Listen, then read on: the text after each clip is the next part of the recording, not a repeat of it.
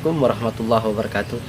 Nah, kembali bersama saya Randy dari Prodi Manajemen Dakwah. Nah, pada kesempatan kali ini saya akan membahas tentang perbedaan budaya, komunikasi antar budaya.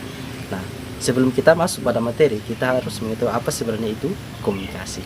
Nah, di sini komunikasi adalah hubungan antara dua orang atau lebih yang saling berinteraksi atau yang saling berkomunikasi di antara mereka. Nah, di dalam komunikasi ada beberapa unsur-unsur yang perlu kita ketahui. Nah, yang pertama yaitu komunikator, yaitu orang yang menyampaikan pesan.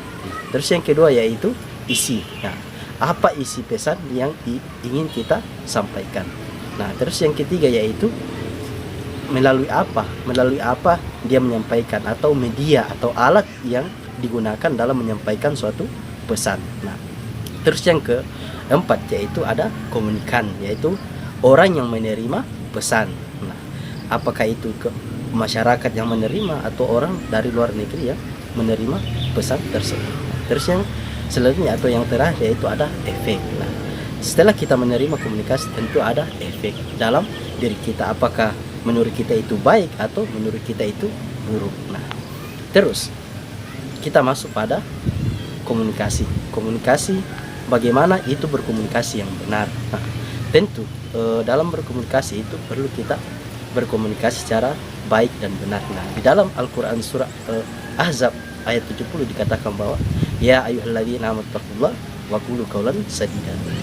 Nah, hai orang-orang yang beriman, bertakwalah kamu kepada Allah dan katakanlah perkataan yang benar. Nah, di sini dalam ayat ini dijelaskan bahwa bagaimana kita mengeluarkan kata-kata yang benar. Jangan sembarang mengeluarkan kata-kata, karena jangan sampai orang lain tersinggung. Nah, makanya perlu kita mengeluarkan kata-kata yang benar, sadidan, yaitu perkataan yang benar. Nah, masuk pada materi yaitu komunikasi antar budaya. Nah, mengapa perlu kita ketahui tentang komunikasi antar budaya?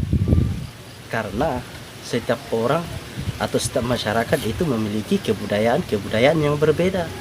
Jangan sampai kita tidak memahami budaya-budaya orang lain, akan tersinggung atau akan bisa mengakibatkan konflik antara budaya kita dengan budaya orang lain. Nah, itu perlunya kita memahami komunikasi antara budaya. Nah, di sini ada beberapa yang mempengaruhi komunikasi di antara orang lain, yaitu yang pertama yaitu bahasa.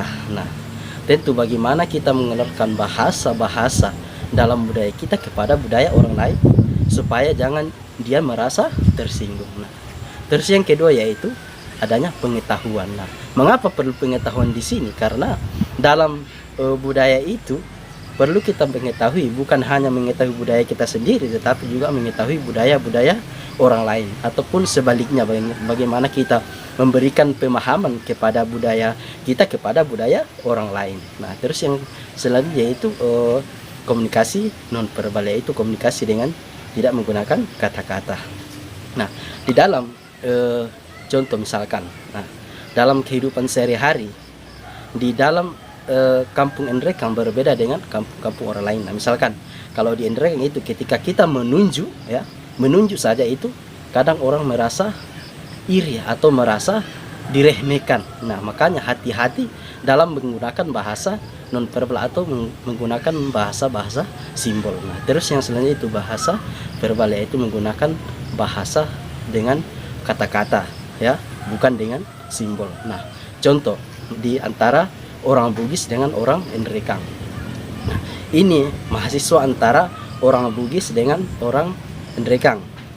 Di sini orang Bugis kan ini sementara hujan. Nah, ini orang Bugis dia mengatakan, misalkan ini orang Endrekang namanya Amir. Nah, ini orang Bugis mengatakan, "Hei Amir, bosi." Ya, bosi. Nah, itu orang Bugis dia mengatakan bosi. Nah, ini orang Endrekang dia salah tangkap, malah dia pergi beli bosi. Nah, saat itulah dia hujan-hujan pergi membeli bosi. Nah, pas dia datang, apa itu Amir? Bilang, bosi.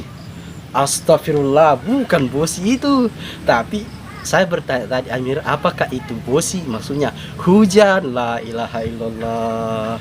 Nah, itulah makanya perlu kita memahami dalam miskomunikasi, komunikasi antara budaya ya. Nah, inilah beberapa yang sempat saya jelaskan.